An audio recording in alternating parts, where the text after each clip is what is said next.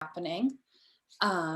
Okay, hello and welcome. If you are here to hear from Rossi, you're in the right place. If that's not what you're doing here, we invite you to stay and hope that you'll join us. I always like to start these events with a land acknowledgement, even though we're all virtual and all in different places. Most of us are going to be on unceded Indigenous land. So I will kind of anchor us in Incline Village, Nevada, which is where Sierra Nevada University is, and that is on the traditional land of the Washoe people. The Washoe people have lived, thrived, and stewarded that land long before the institution was there and will continue to do so. We acknowledge the Washoe people for their care of this land and pay our respects to elders both past and present.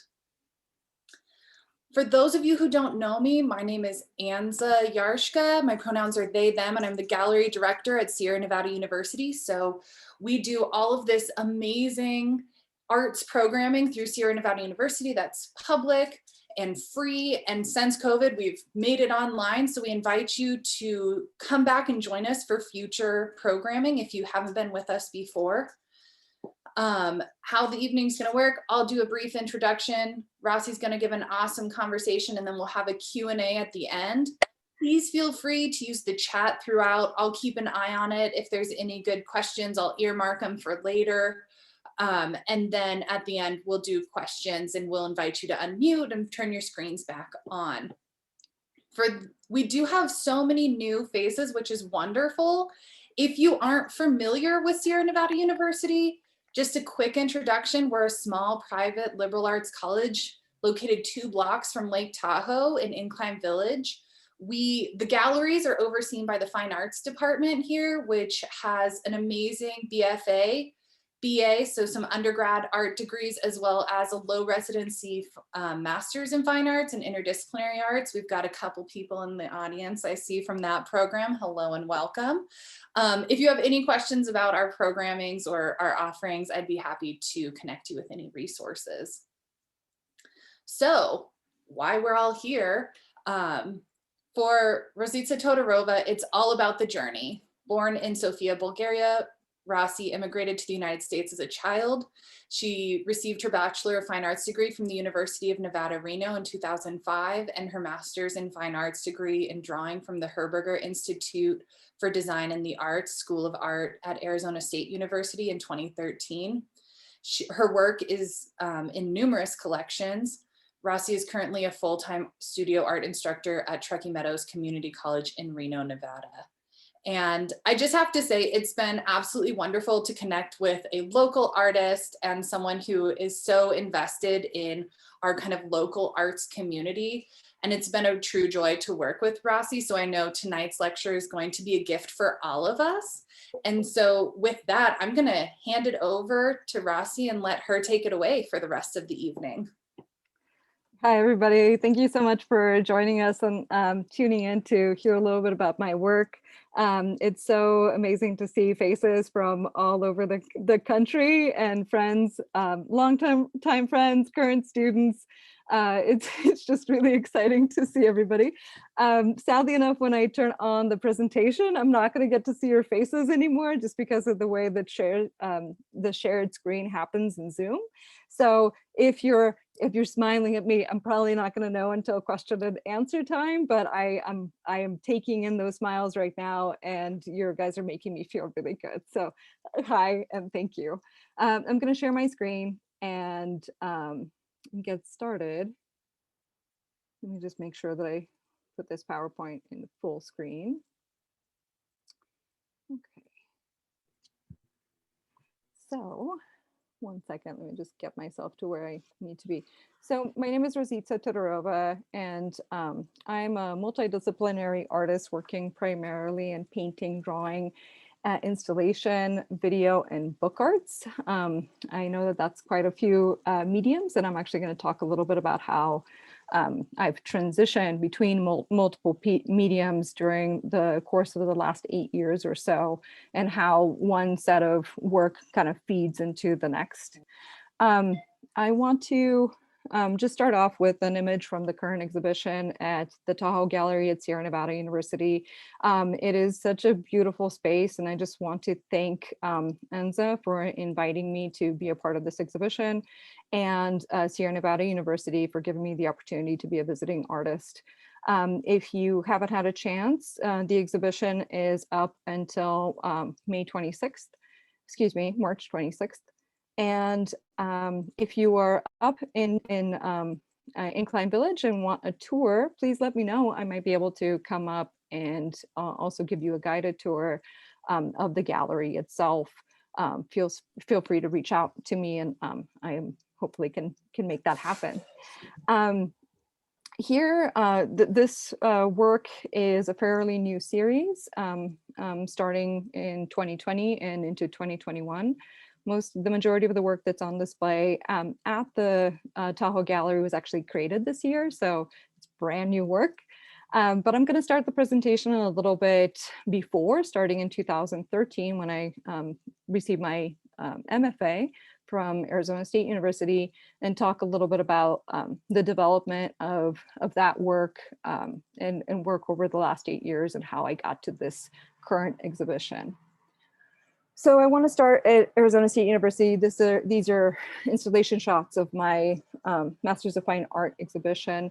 And in this series of work, I was really thinking about how we're moving through space. I moved to Arizona in 2010 from Nevada.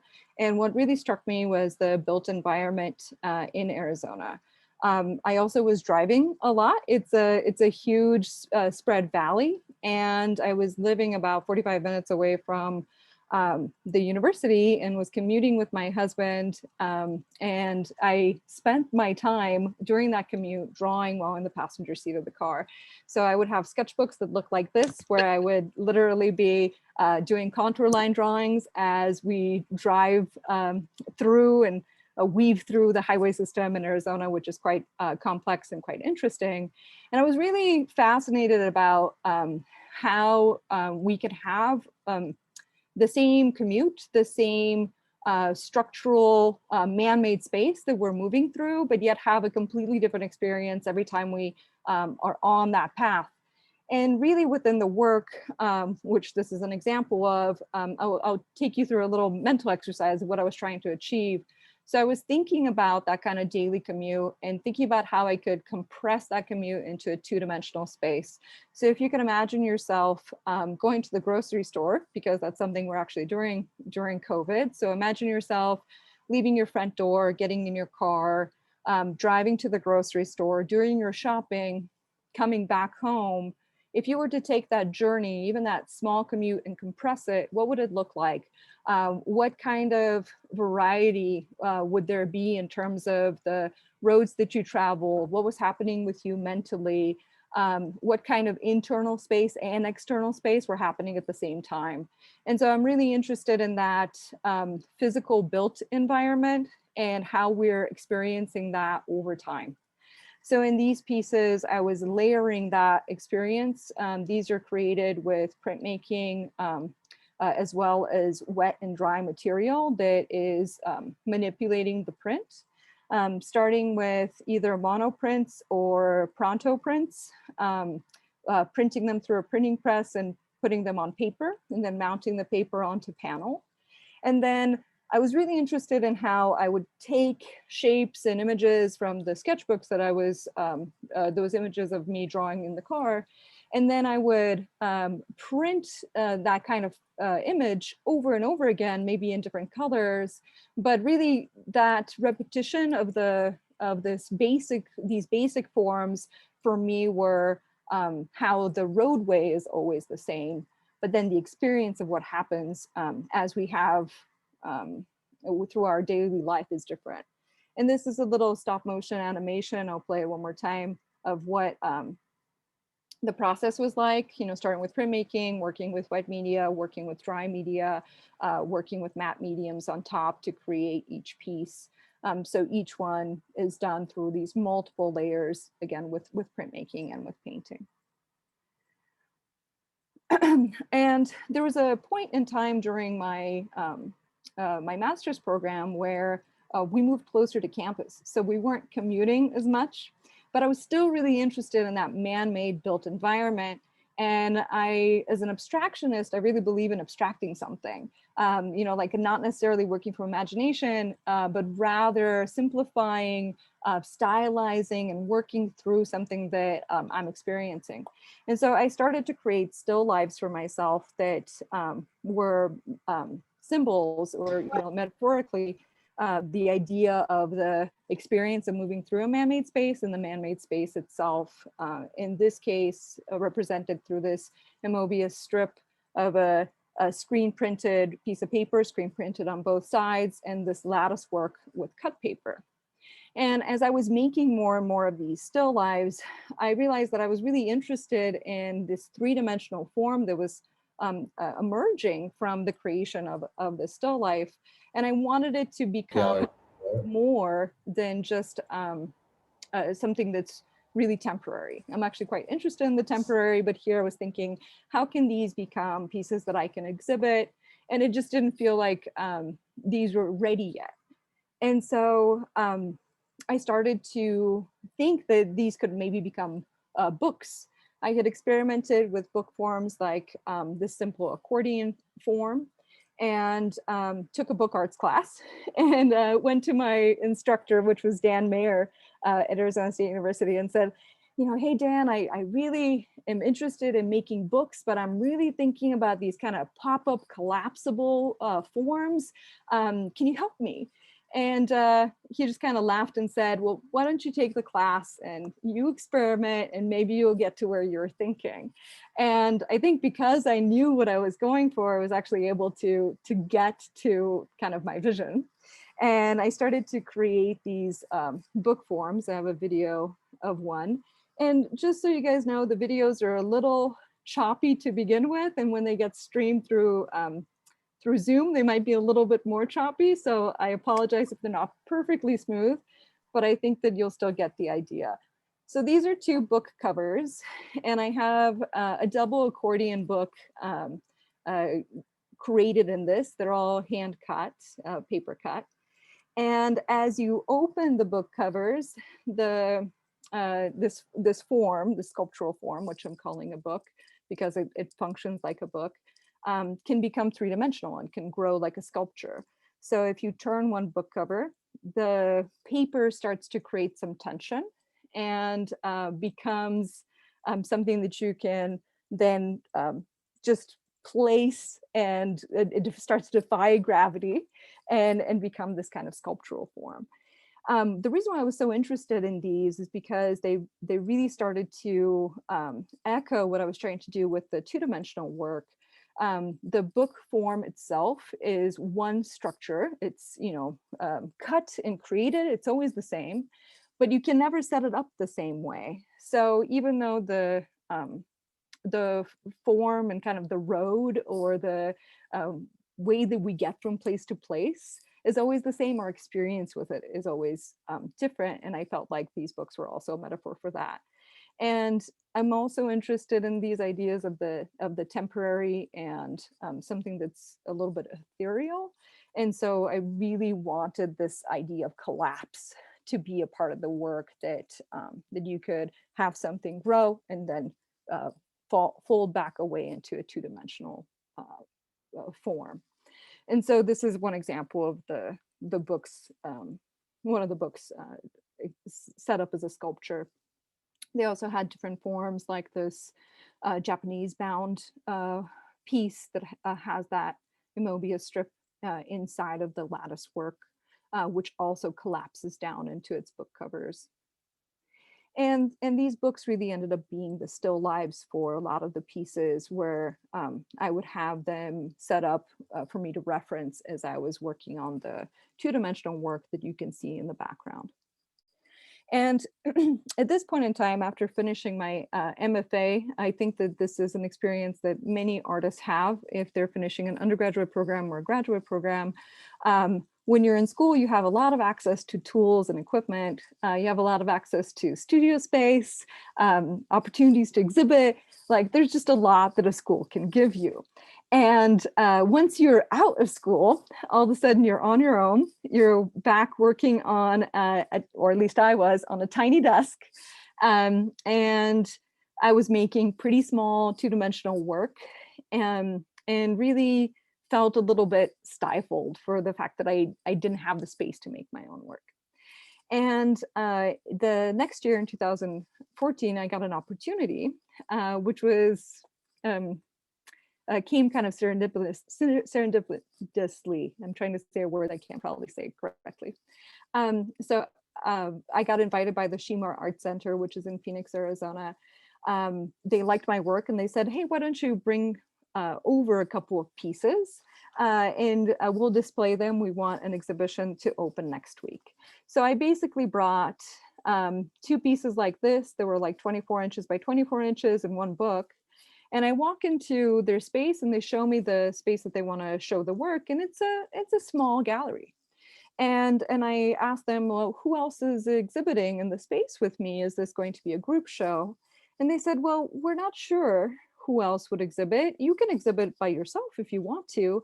The artwork just needs to be up by next week. And as I was standing in this space, I got an idea for an installation. And so this is really how my book form started to become installations. And as I was standing in that space, I drew this sketch, and I imagined a larger sculpture with a slide projector projecting through it onto the wall. And there would be kind of moons that moved up and down a canyon. And this is what happened. So they had told me, well, you need to show this artwork, it needs to open by next week. And so I asked, well, could I create the artwork in the space? Can I work in this space over the weekend to create this installation? And reluctantly, they said yes. So I recruited my mom, wonderfully, to help me make this piece, and we get to work in this space all weekend and kind of create the piece on site, because at the time my apartment was about as big as this room. It was like 600 square feet, so I couldn't even begin to start working a little bit bigger. And this again was the final product. And this feels really like structural and sound, but it's actually a collapsible sculpture made out of foam core and silver tape that has this illusion that is made of some sturdy material, but it's actually quite fragile. And there's a slide projector with old school slides that you have to click on a button. And this kind of circular image that you see here are images of diamonds that I collaged within the slides themselves, which are glass slides that are sandwiched together. The form that you see here is the shadow of the sculpture being projected. And in the background, it's being projected onto a frosted mylar and as well as regular mylar. And then I have a little video. This is a sped up version of what would happen. You would literally need to click the slides while you were in the gallery. So this is a little time lapse of what those slides look like if you were to click through all of them, kind of going up and down this canyon space. And this installation was associated with a poem. And the poem is by Horseman and is really talking about kind of the loss of time. So the poem goes, and you can read it for yourself or along with me. Lost yesterday, somewhere between sunrise and sunset, 2 golden hours, each set with 60 diamond minutes. No reward is offered, for they're gone forever. And I was really interested in this feeling of fleeting time, or the idea of like wasting time or not being able to capture time, feeling like time is something not only precious, but constantly moving in constant motion. And within this piece, it's one of the first times that I not only started to use this book form in a larger scale to create installation, but started to establish time-based medium like the slides or video later in my work, and associate those pieces together within a still life or within an installation. In the following year, I got a similar opportunity. I luckily got a few of these where once again somebody said, "Hey, this gallery space, like a community gallery space, doesn't have anything in it. Do you want to put something in it by Friday?" And maybe it was a Monday. And not necessarily wanting to show old work, I was going to say no. But then I got an idea and I made the sketch, which is a lot of how my work comes out. I often am reacting to location and often reacting to a physical space and thinking about how artwork can fit and activate a space itself. And what this is a sketch of or for is a piece that ended up being installed in this container gallery. These are three little container, three shipping containers that are in the middle of downtown Phoenix, and community members have outfitted them to be gallery spaces with drywall walls and a nice parquet floor that makes them look and feel like a gallery. But the best part about them is that they don't have a barrier to entry. So the door is taken out, which means that people will actually enter the space. Sometimes a door is the biggest reason why somebody doesn't walk in to see artwork. I know it's actually happening at the Tahoe Gallery, where some people will just peek through the window and maybe not take the commitment to go inside. So it kind of I love this concept of not having a door so that you can walk in and look at artwork. And similarly to before, I created this installation completely on site, working, also to just give some perspective, at the time that I was doing this, I was working full-time and teaching part-time on top of that. And so being able to like sneak away and work until like 2 a.m. to finish a project is pretty normal at this point in time. So I think this was an early morning before work and a bunch of late nights to make these projects happen. So this piece is created with black tape, Christmas lights, and construction paper. And this is the final piece. And this piece is called Prospecting. And in this piece, I'm thinking about how in our history of the West, we are always looking at how we can like find value in our land.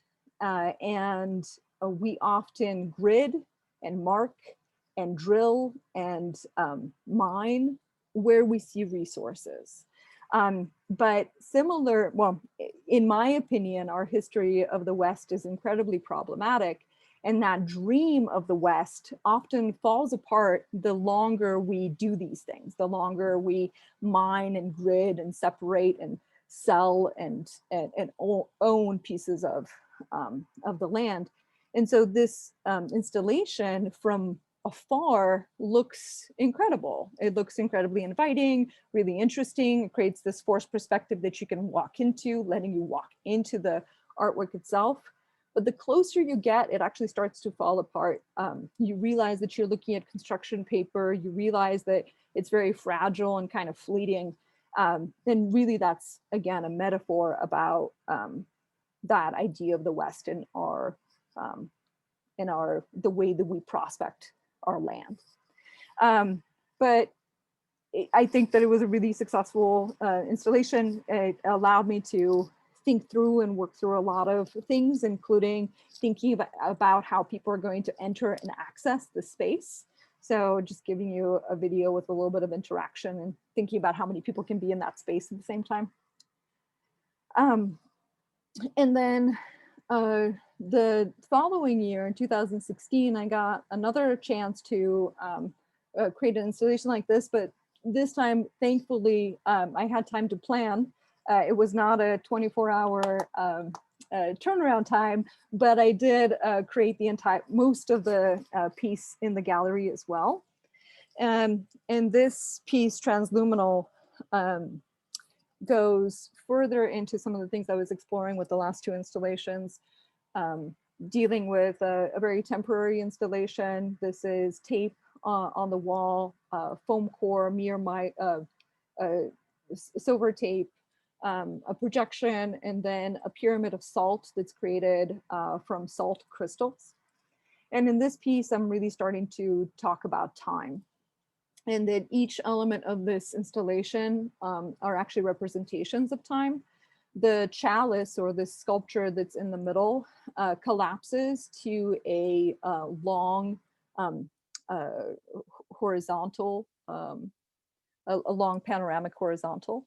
And I often think about how we are trained and taught to think about time as being linear, as something that has a past, just has a past, and we're moving into the future, and that path is very continuous.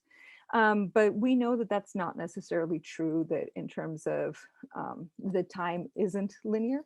And so in this sculpture, I've taken time and I've kind of folded it onto itself into this geometric diamond. And I'm thinking about these lattice work of lines as connections of memory, and how our memory actually is also not linear. It, as a chalice, is holding salt at the very bottom, and that salt is slowly finishing this pyramid. And these three walls with 1 point perspective on them are thinking about how we measure time in terms of distance. So distance is measured in time. And the slides above it are thinking about that kind of celestial time. So again, hopefully these videos are working okay for you guys. They're probably just a little bit choppy, but gives you a little bit of a feel of what it would have been like to walk through that space, and also see and experience some of the relationships between the formal lines, composition, the way that you walk through the space, that you wouldn't get to experience in just a single image. I just wanted to also cover this project. I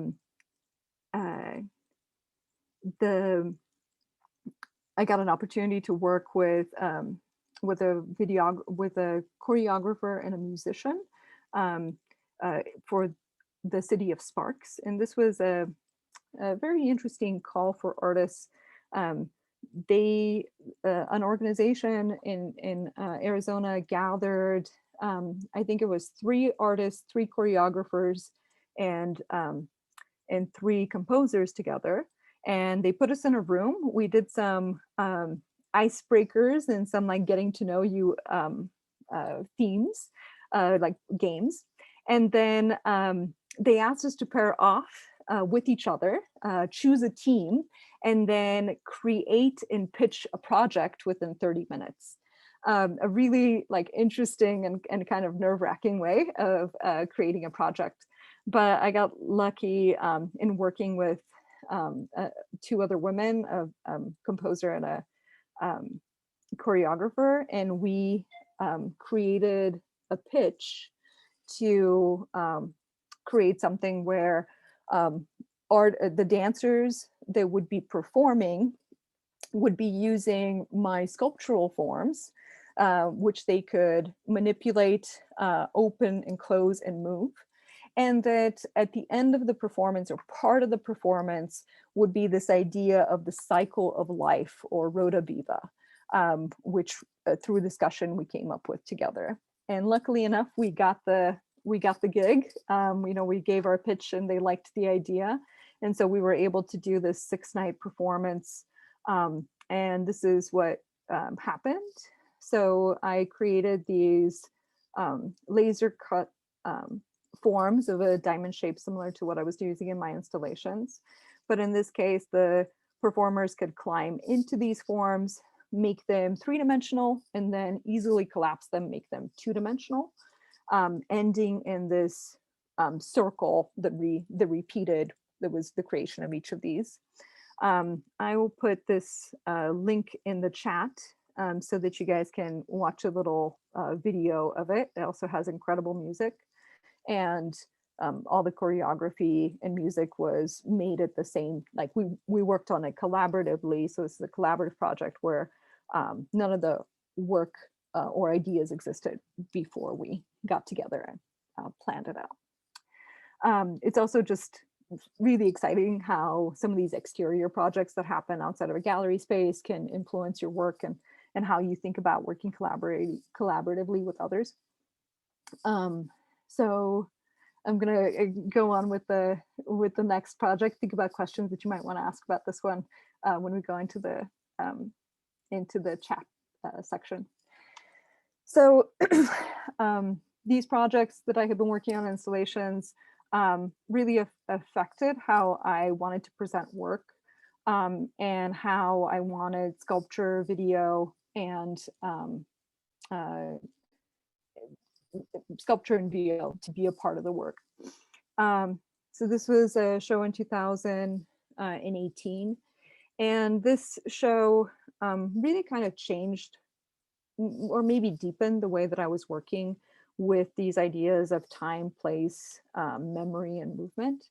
And I created the show right after my father had passed away, and in a moment where I just really felt like I felt out of control. I felt like there was just a lot of like like I was someone that was barely holding myself together. And so I started to make these sculptures that were that felt like there was parts of them that were missing, and that the only way that they were really being completed were through their own shadows. So the sculptures that you see here on the wall are made out of wood. They're painted gray, and the shadow that they cast and the color and the gray that they're painted are very similar to each other, so that shadow feels like it completes them, but also there's parts of them that feel like there should be one more layer of that geometry, or one more part that seems to be missing. And I was thinking about it in terms of threes. So most of the sculptural pieces have three sections to them, or three parts repeated with one part missing. Thinking about my sister, my mom, and myself, and how we were, like trying to hold ourselves together with the fourth member, my father, being gone. And this piece, this is a second variation of the same exhibition. In the first exhibition, I did a one-channel video with a sculpture that was rotating, and I'm going to play this one. This is one with a two-channel video. And the video I created for this, I wanted it to feel like vertigo, like a place that was very confusing. If you watch these two videos, they're actually going in they're mirrored and in reverse and going in completely different directions. And then there's this cube in the middle that feels like it's really sturdy, but once you start looking at it, you realize that it's pretty fragile, and that it's not only trying to hold itself together, but hold itself together while it's turning and spinning, and while still like casting its shadow. And somehow the shadows in this piece probably feel like they're the most tangible out of any part of the installation. And again, that was very much on purpose, or that's what I was trying to create, is this feeling of instability that I was very much feeling and going through. And so it's really, I think I'm trying to explain how through necessity, through not having space to work, through trying to figure out how to express ideas, all of a sudden I went from being a two-dimensional artist working with printmaking to someone who was exploring video, because it was really the only medium that I knew was going to give me the kind of feeling that I want. And that's kind of continued. So a part of this same exhibition was this video that really kind of was a transition point, another transition point for me, where this is a view that almost everyone that's driven in the West has had, where they're looking in the rear view mirror and they're looking out their window at the same time. And my husband and I were driving from Phoenix to Arizona, and I took this video, and I just realized that it was a metaphor for what I was feeling and what I was trying to do, how I was trying to keep myself again together after a major loss. And in this piece, it's basically a traditional landscape, But usually um, the left-hand side of the landscape, when you're looking at a piece like this, is saved for images of the future. And in this case, we only see the past. And so when you're looking at this video, you only see what's happening behind you and what's happening in the present. And you can't see the future at all.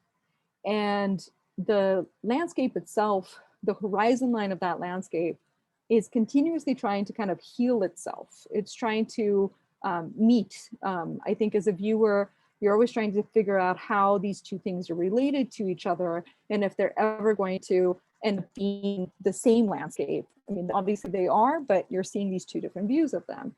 And so for me, this is really a metaphor about like mourning and loss, where you can be in the present, but you really feel like you would rather be in the past. You wish that your past could be the future, could be the thing that's in front of you, but it's not. You can only look backward or be in the moment.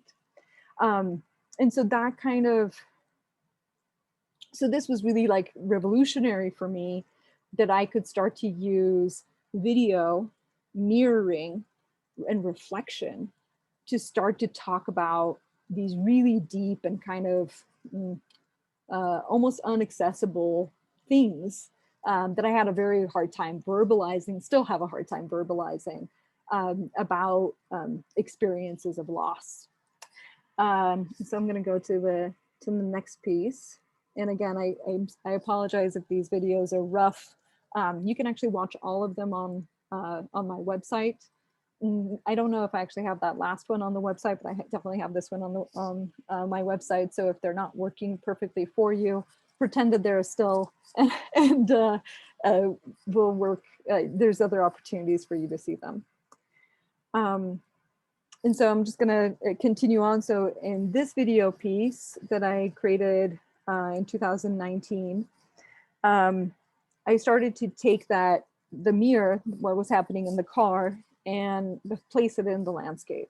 And so if you haven't figured it out yet, this is a mirror that's in the landscape itself. The camera is looking directly east, and the mirror is reflecting directly west. And this is a video that's takes place over the course of almost an hour, 15 minutes. I've sped it up for us so that we can see it pretty quickly. And in this video, you see the light change. So sunset is slowly happening.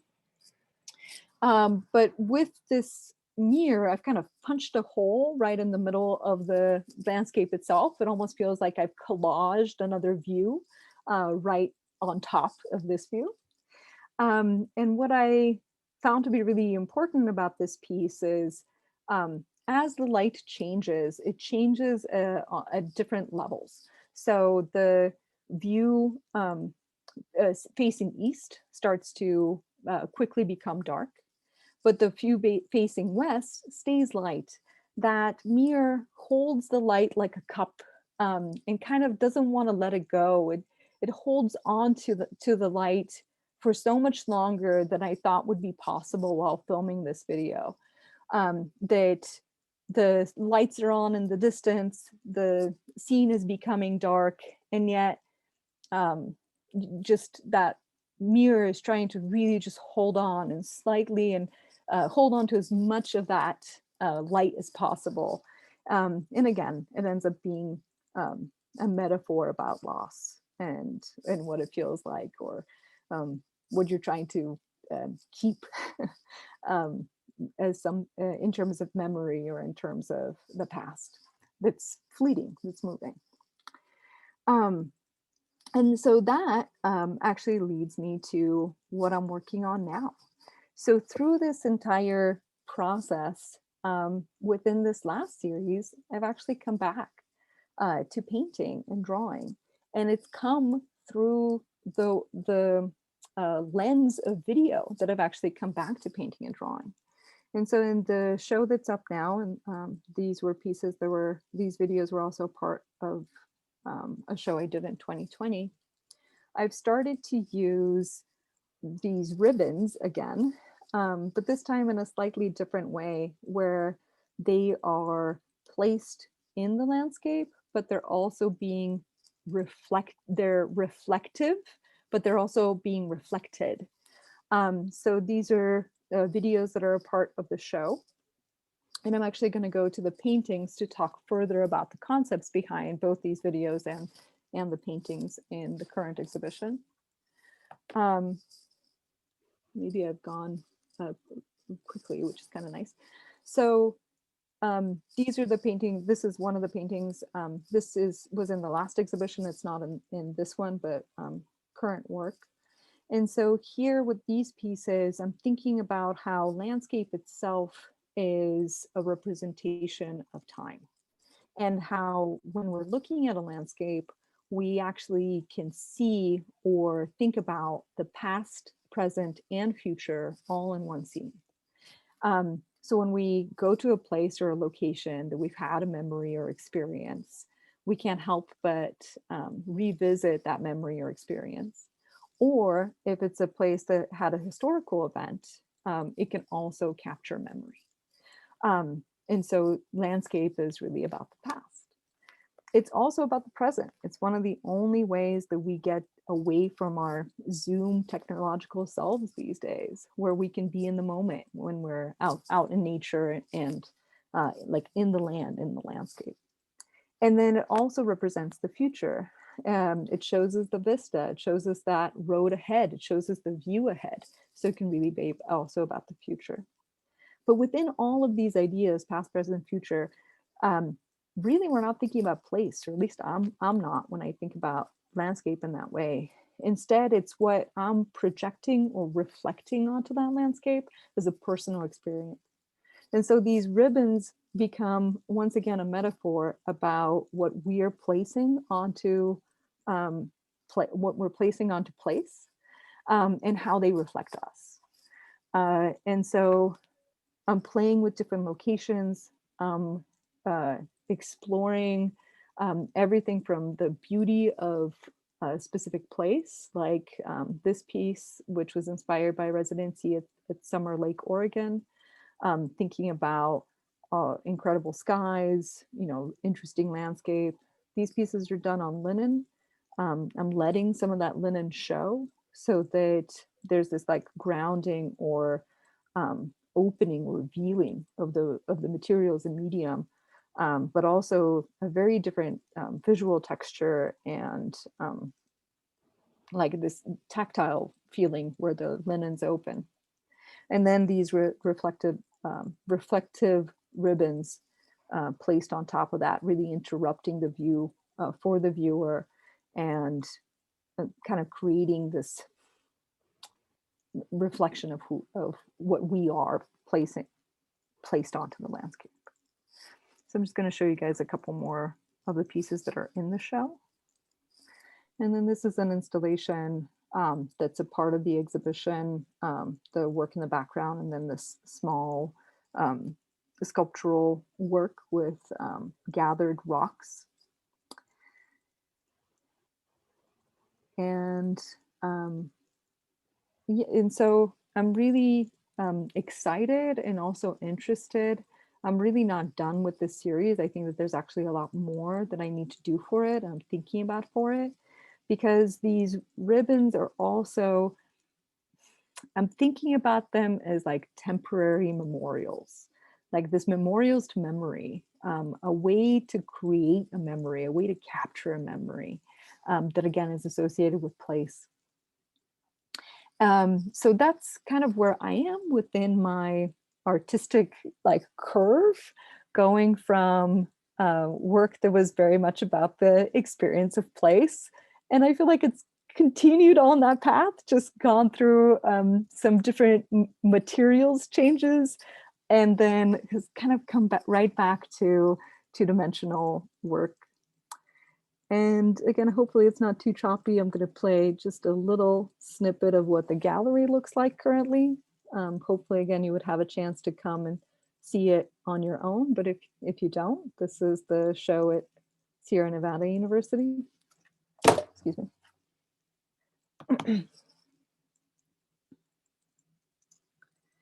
And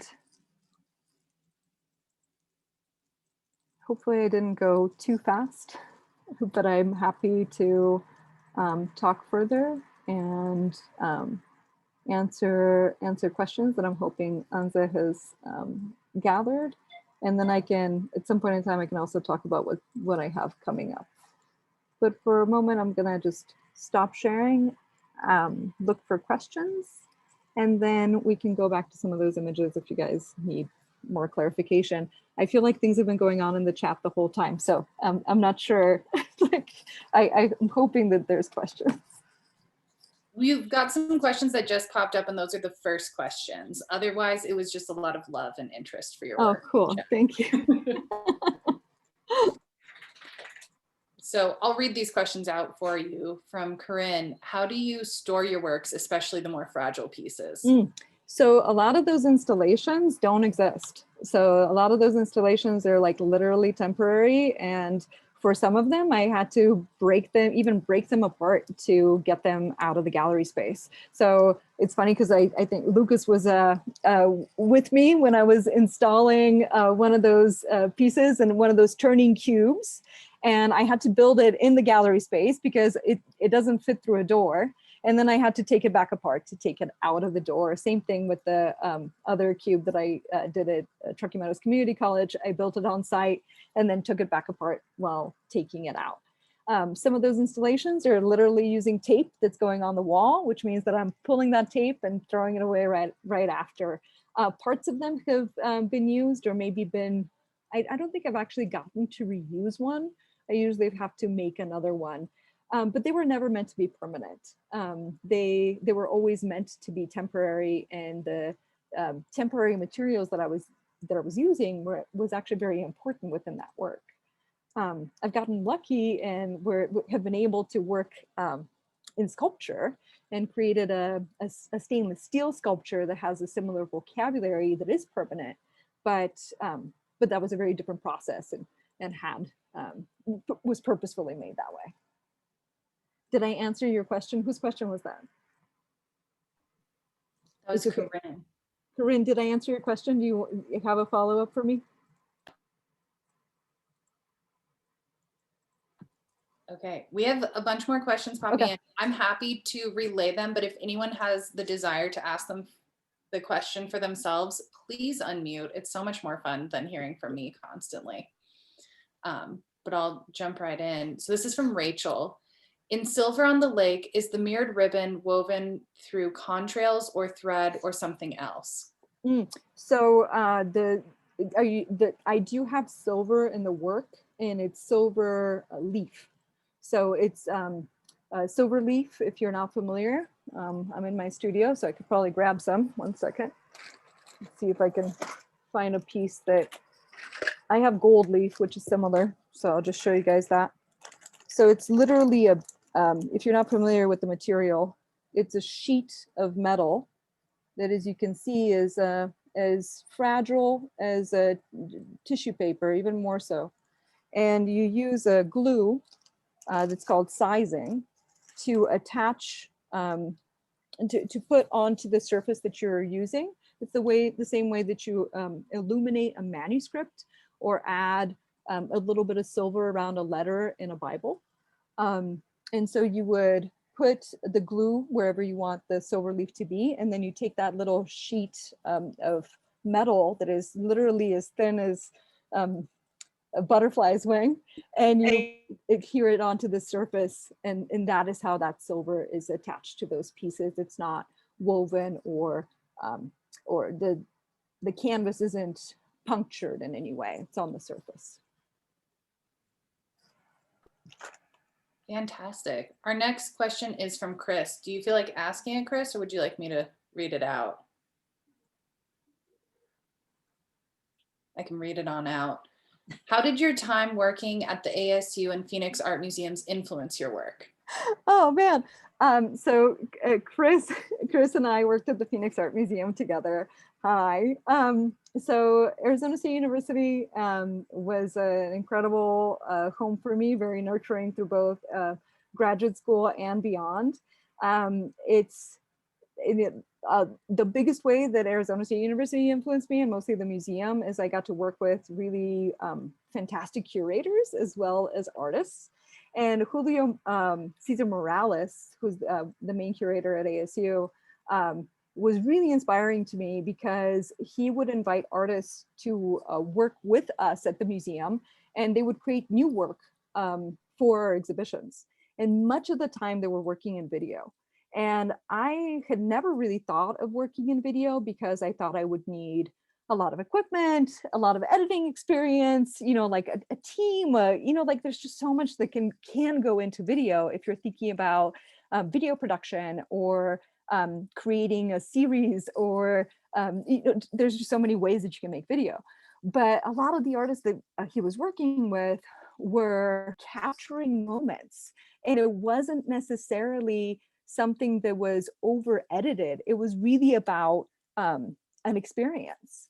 And so it gave me permission watching him work, and literally he would go on site with, you know, bring people to Arizona, work on site with them, to say, I can pull out my cell phone, I can pull out the equipment that I currently have, and I can create things that are valid. Because sometimes, or at least I was really dismissing how I would be able to make that work. And I didn't think that shooting with my cell phone would be good enough, for example. But but I've actually shot all the videos that you guys saw with phone cameras, and then they get projected onto the wall, you know, 8 foot by 10 foot, and they work perfectly well. So it was really that experience of working with others, Chris, that really influenced how I also make work, is kind of being given permission that you can work in many different ways. Awesome. Our next question is from Rachel. Rachel, do you feel like asking it, unmuting?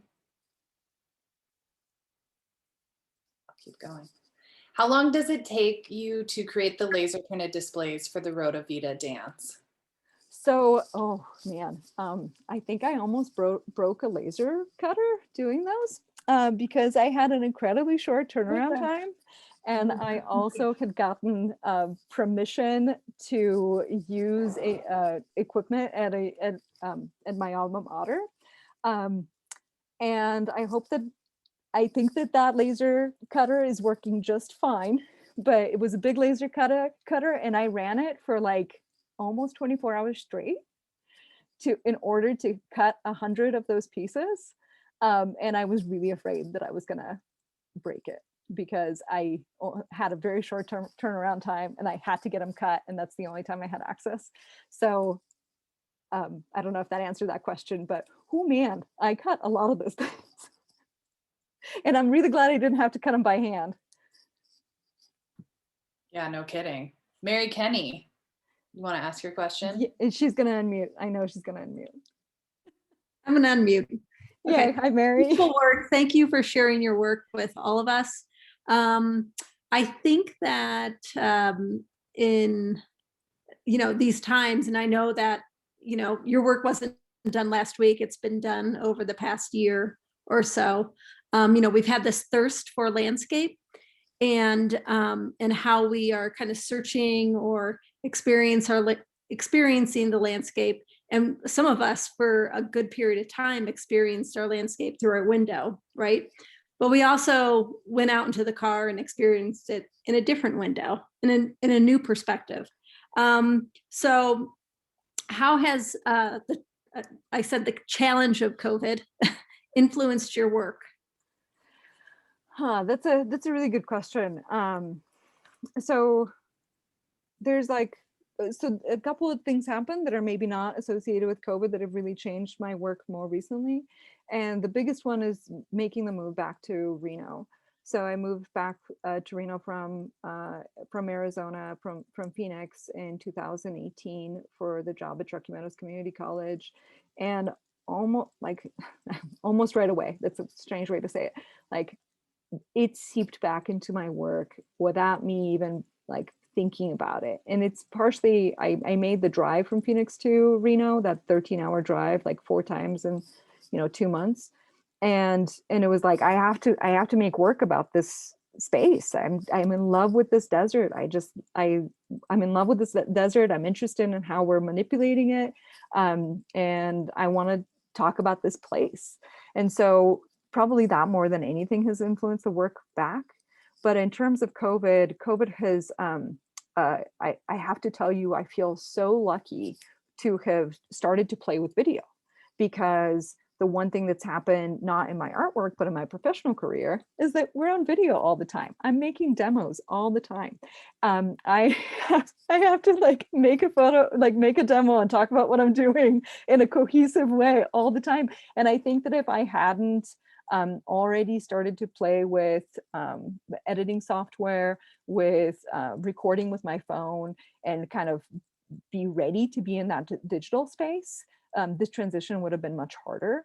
But because I had already like taken that leap in my own art, it was actually easier to move into some of that demo land for my teaching, which this time last year was fully online. So I don't know if that answered your question, Mary, but it went the other way. I've had a little more studio time though, because I'm teaching from here, and that saves a bunch of time going in between the classroom and the studio. It's been kind of nice to be able to paint in between. Awesome. So our next question is from Robert. Robert, do you feel like unmuting and asking? Yeah, sure, I can ask. Hi, Robert. Hi, Rossi.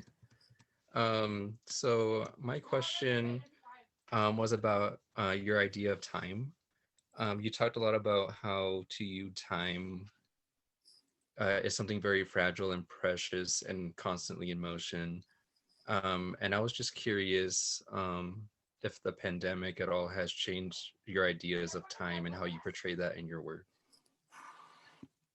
So I think that it's solidified the what I'm currently thinking about and working on, which is like, how do we, I haven't figured out how to talk about it yet, because there's multiple, I'm gonna not get to answer your question directly. I'm gonna tell you a different story that probably is gonna feel like has nothing to do with it. So part of what's been really, what I've been thinking about a lot are the ways that we use, how we use the words to say that we're going to make something memorable.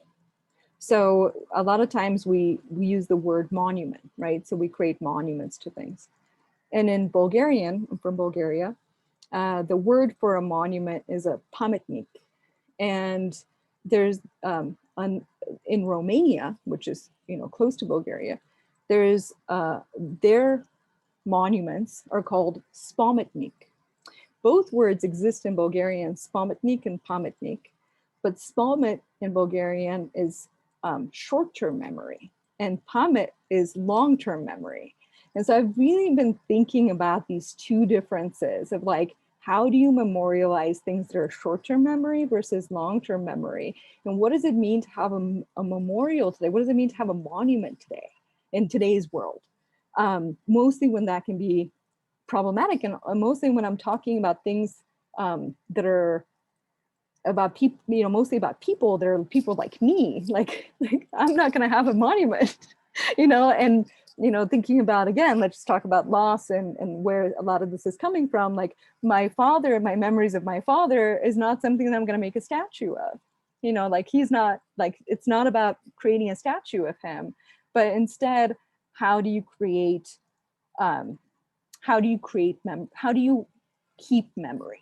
I guess it is really where that thought process is coming from. How has COVID changed that? I feel like COVID is making me really uncomfortable, and even more so about how fast time is flowing, even though we can have this feeling like we have more time.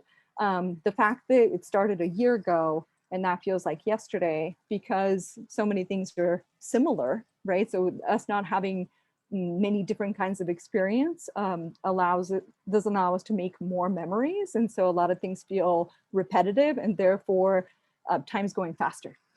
So it's sad. I don't know, that's maybe that's the answer. Right, thank you.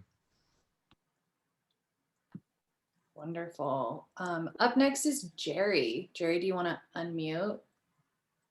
Feeling bold.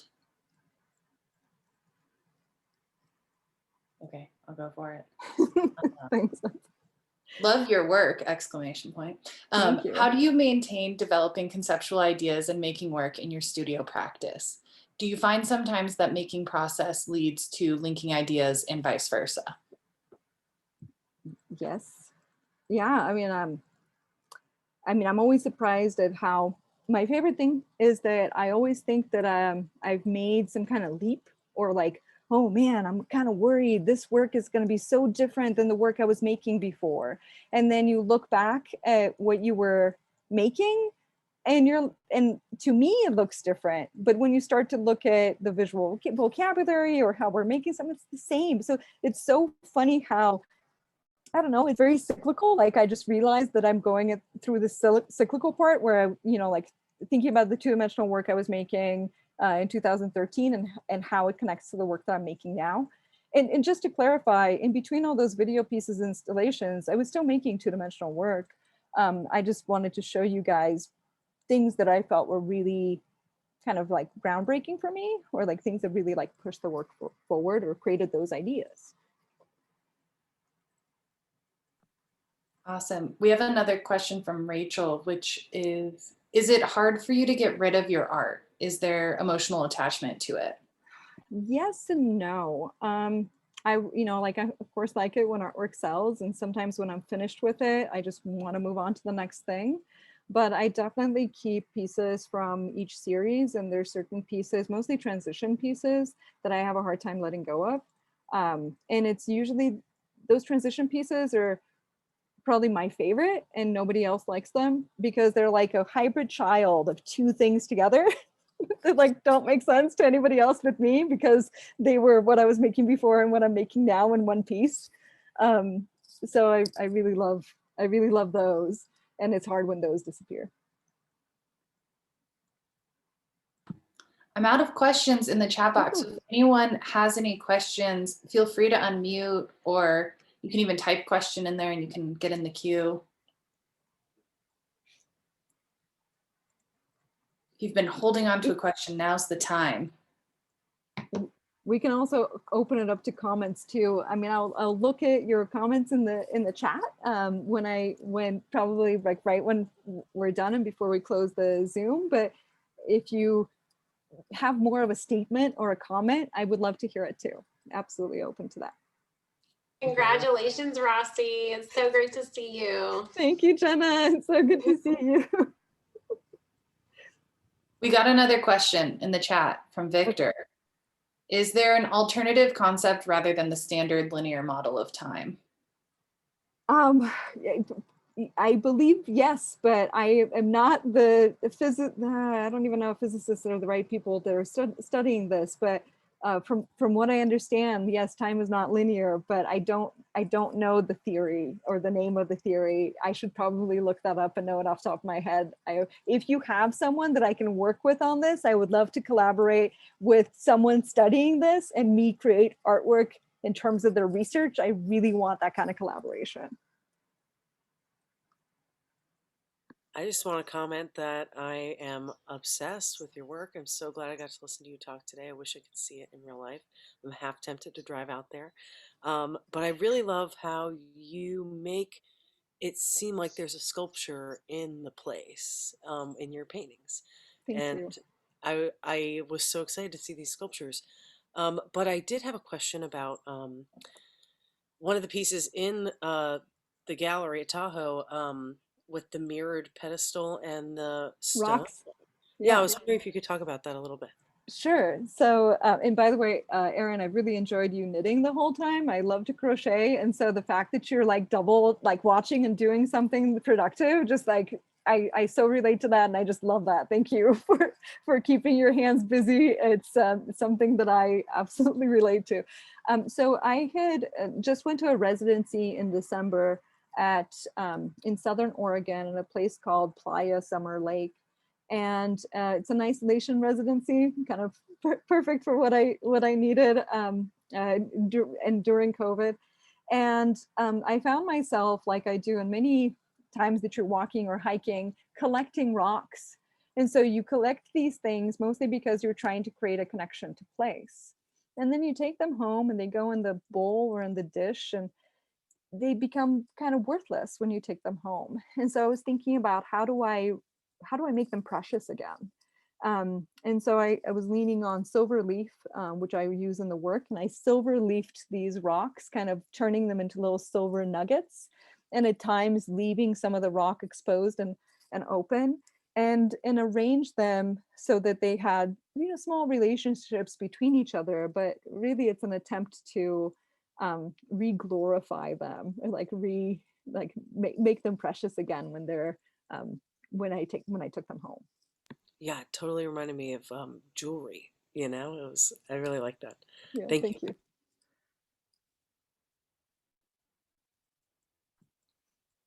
Other questions and comments you've been holding on to? Now's the time. I have a question. Hi, Eugene.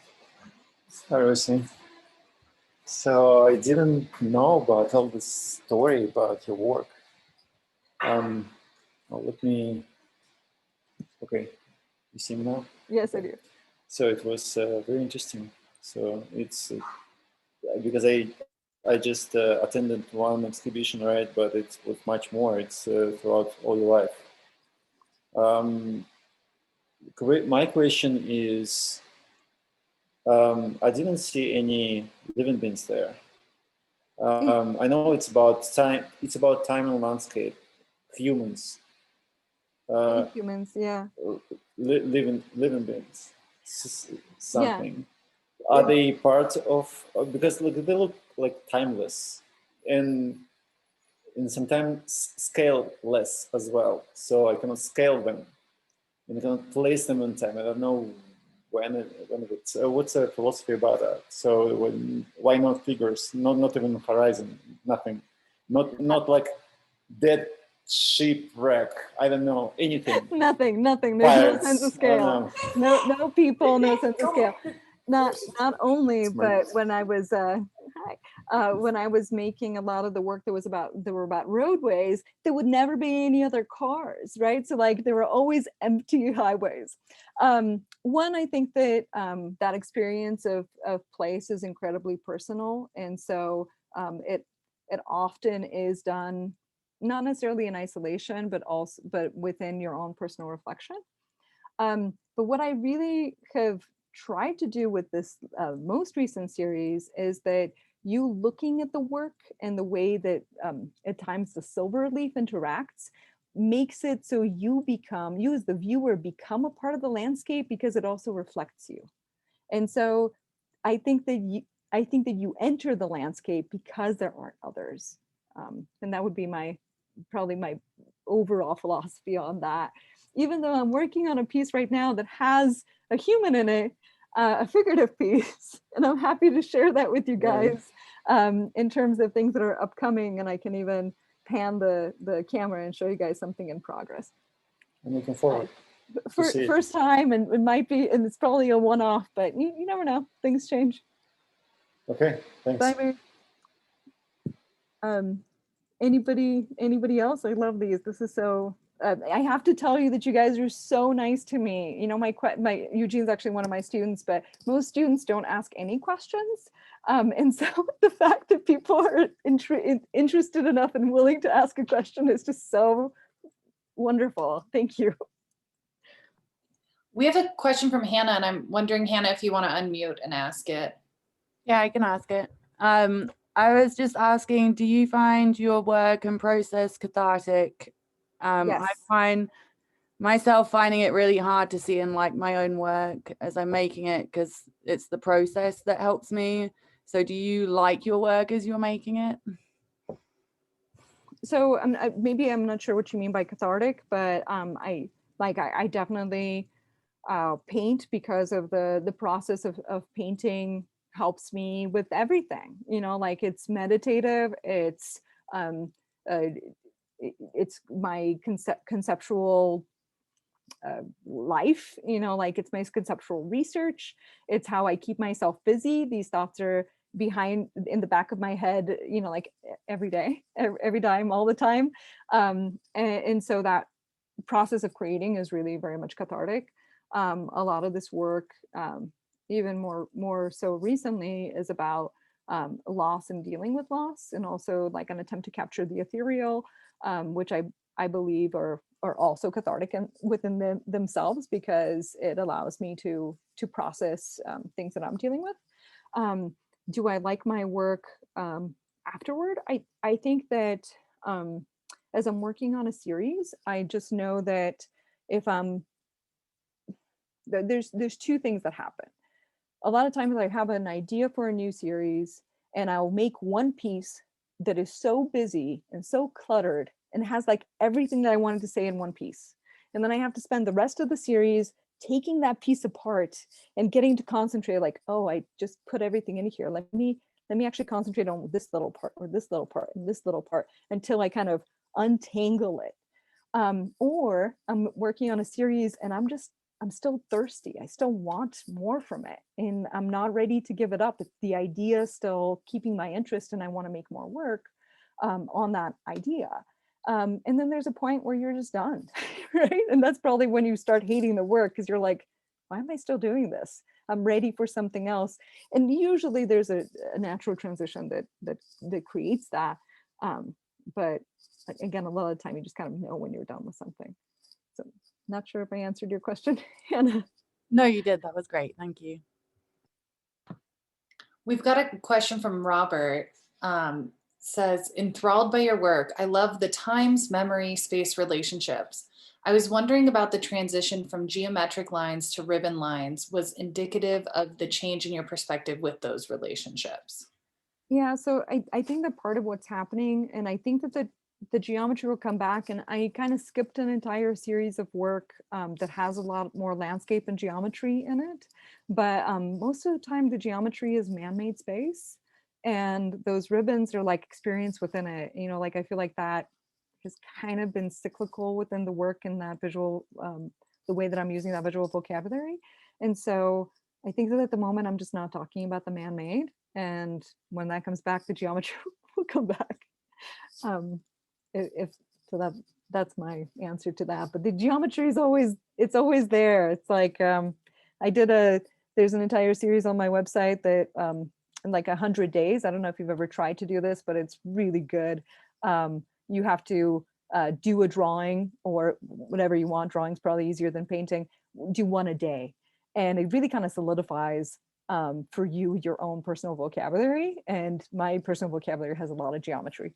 And if you look through that series, you'll see how these organic forms and geometric forms repeat every day. I just can't help myself. That's what I'm going to make. Hiroka, were you trying to say something? Have you been trying to say something for a little bit? You just you turn on your camera, and I feel like we've been not giving you the chance. Yeah, I was just thinking about your artwork. It's been a pleasure to get to know you. I really love your artwork. It looks just amazing and beautiful. I really like how interesting it is, and that it's like really like the idea of like capturing a memory and like a monument within the landscape, and telling about how like time is fleeting all the time. It's really cool. So this might sound like a weird question to you, but hold on. Let's see if I could. It's okay. Just talk and we'll figure it out. Sorry, this might be a weird question, but have you ever like seen like a landscape or some kind of place, like say like in your dream, or if you like thought of something but you've never been there before, but you somehow feel kind of connected to it? Like, have you ever had something like that before? Yes, I have. Yeah. So when I was really like a number of times, two that stand out the most. I having a dream about this 7-mile drive in Monterey and the cypress tree that's on the hill, and having a dream that I was walking there and arriving there. And then the next year we went to that location, and it was definitely one of those like out of body experiences where you're just like, I've been here before. I have perfect memory of this place, but I've never physically been here. So yes, there's another story, but I feel like that kind of answered your question. Yes. Yeah, it's really cool. Yeah, those I feel like those moments are really important and like should be noted personally somehow. Oh, thank you for sharing. You're welcome. Thanks for your question.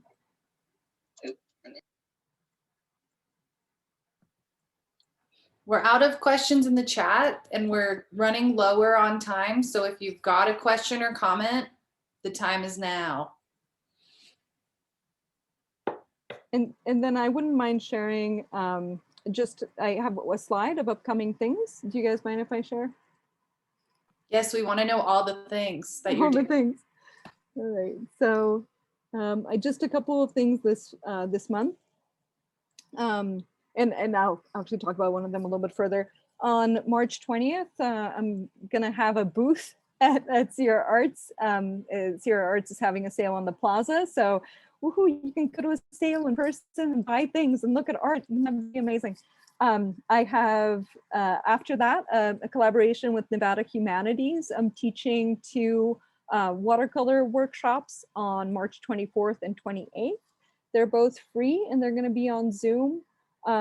If you join my mailing list, I know I'll send information. If you follow Nevada Humanities, I know they'll send information as well. Wednesday, March 24th from 4 to 5, and then Sunday, March 28th from 10 to 11.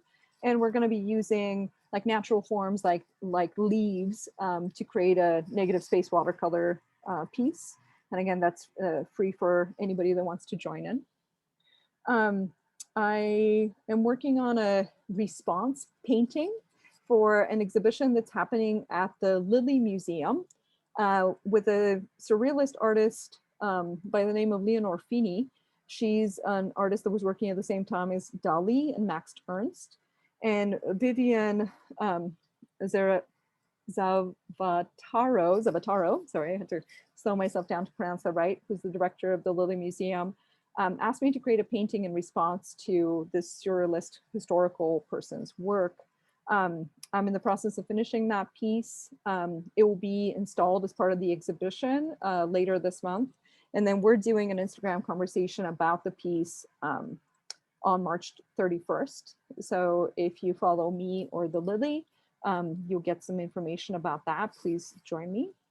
And then some really cool news. A sculpture that I have, speaking of permanent pieces, so a sculpture that I have called Pyramid 3 is going to go up on display in Sparks in Victorian Square as part of their new Sparks Artist Walk. And that's going to be installed in June and will be on display until, oh, I kind of messed up my slide. It's on display until May of 2023. So it'll be up for 3 years. So plenty of time to go see it. And what else? And if you guys want, I can show you guys my painting in progress. Do you guys want to see it? All right, so here's my, I'll show it a little bit closer. So the surrealist that painter, mostly they're self-portraits. And I really responded to a piece by Leonore Feeney called The End of the World, which is a really dark painting, but an amazing, really dark painting. And so I'm kind of reinterpreting what that would mean for me. So Eugene was asking about self-portraits. So here's a self-portrait and I'm holding an egg. Yeah, I see it. And I'm also holding a skull, which is something that Leonore Feeney has in her work.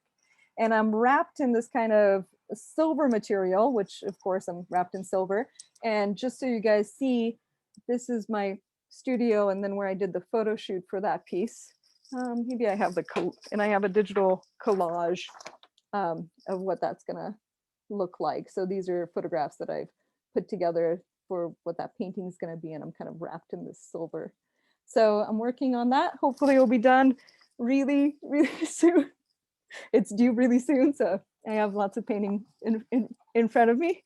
But I saved my favorite part for last. I get to paint all that fun reflective silver, which I've been totally enjoying making lately. So that's what I have coming up. Thank you so much for sharing. I'm sure we'll be seeing each other at some of those things and also getting to see a sneak peek of that piece. I can't wait to go see that installed with the show at the Lilly, which is on the UNR campus. And Leonora Fini's work is amazing. Please don't miss that show. It's absolutely worth seeing, this incredible surrealist feminist painter. Wonderful. Before we completely wrap up, are there any last questions, comments from our audience?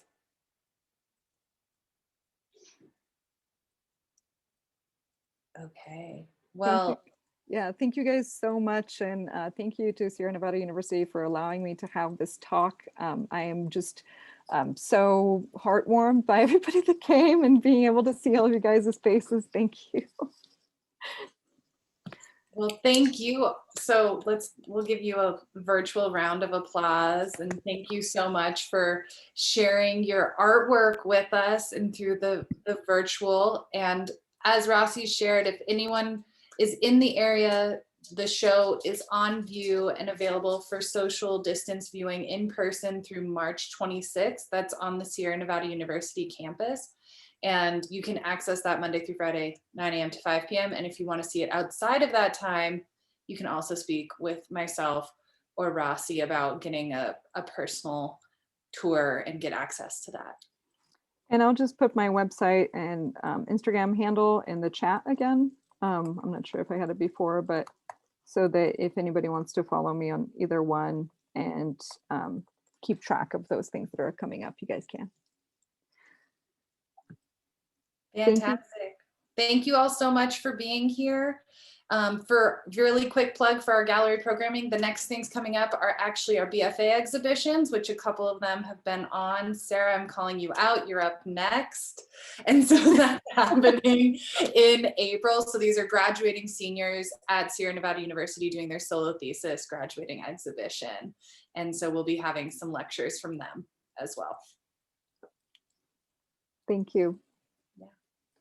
Thank you so much for your time. This was amazing. Thank you.